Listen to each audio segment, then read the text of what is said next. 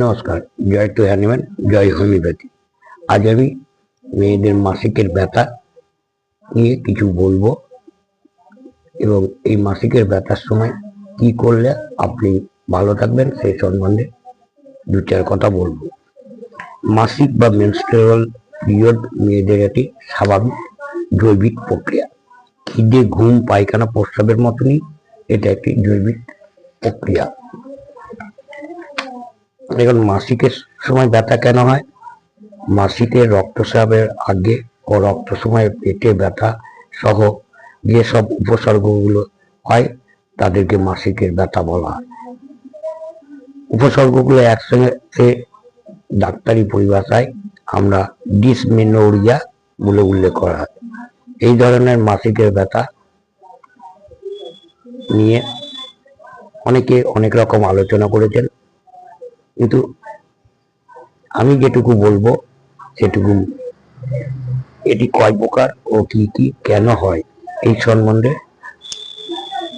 দু চার কথা বলব। মাসিকের ব্যথা মোটামুটি দুই ধরনের।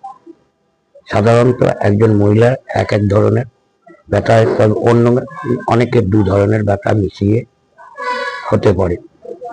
যেমন এক নম্বর হচ্ছে প্রাইমারি বা ডিসমেনোরিয়া। একদম মানে খিঁচুনি, অর্থাৎ জরায়ুর মাংসপেশির খিঁচুনি বা সংকোচনের জন্য মাসিকের ব্যথা। প্রোস্টাগ্ল্যান্ডিন ও ইস্ট্রোজেন হরমোন এই সংকোচন ঘটায়। জরায়ুর অত্যাধিক সংকোচন ঘটিয়ে ব্যথার সৃষ্টি করে এবং সঙ্গে জরায়ুর ভেতরে মেমব্রেনে টুকরো দলা আকারে বার করে দেয়।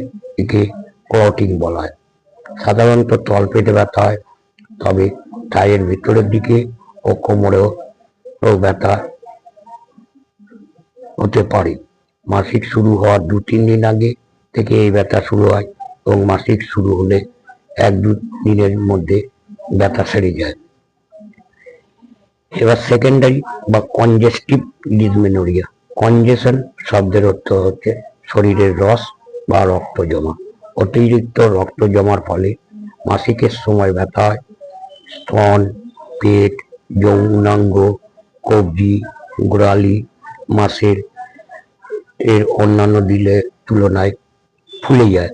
তলপেটে একটা চাপ ধরা ব্যথা থাকে, সঙ্গে মাথা ব্যথা, কোমরে ব্যথা, ক্লান্তি, গা বমি ভাব, পাতলা পায়খানা বা কনস্টিপেশন থাকে।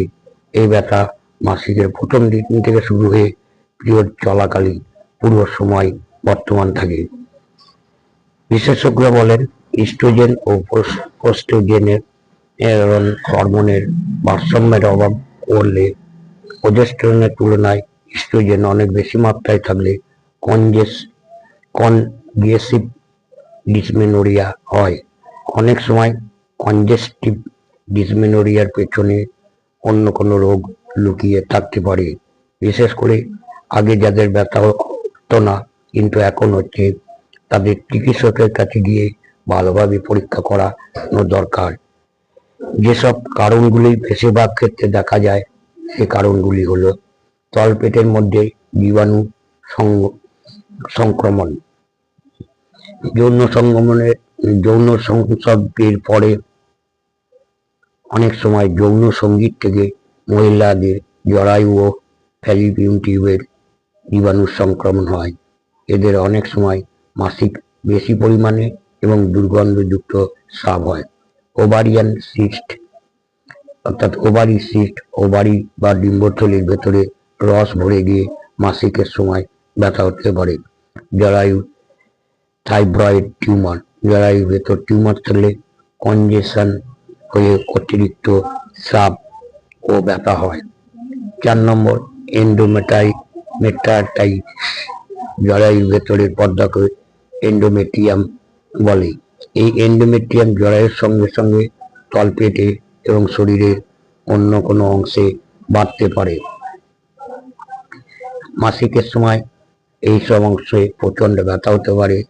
মহিলারা কপার টি ব্যবহার করলে অনেক সময় এটার থেকে এন্ডোমেট্রিয়াল ইনফেকশন হয়, ফলে মাসিকের সময় ব্যথা হতে পারে। ব্যথা কমাতে কি কি করবেন বা কি করণীয়? ব্যায়াম, শরীরের রিল্যাক্স করার জন্য কিছু ব্যায়াম আছে যা মাসিকের ব্যথায় বেশ কাজে দেয়। যেমন মেঝেতে পিঠ হয়ে শুয়ে হাঁটুর নিচে একটা বালিশ রাখুন।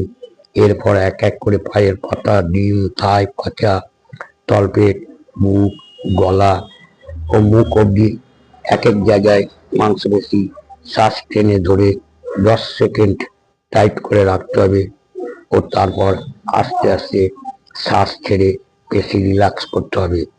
এইভাবে মোট 10 মিনিট করে দিনে 2বার করলে আপনি কিছুটা আরাম পাবেন। ডাঙায় সাঁতার কাটা একটা ভালো ব্যায়াম। একটা টেবিলে বালিশ রেখে তার উপর উপর করে শুয়ে পড়তে হবে। হাত পা টেবিলের ধারে ঝুলিয়ে রাখতে হবে। এরপর ব্যায়াম এর চলনের মতন ব্রেস্ট স্ট্রোক দিতে হবে 5 মিনিট। তাছাড়া সাইকেল চালালে, সাঁতার কাটলে ও জোরে হাঁটলে বেশ উপকার হয়। স্নান ও বিশ্রাম, মাসিকের সময় নিয়মিত স্নান, পর্যাপ্ত বিশ্রাম ও ঘুম মাসিকের ব্যথা নিরাময় করতে সাহায্য করে।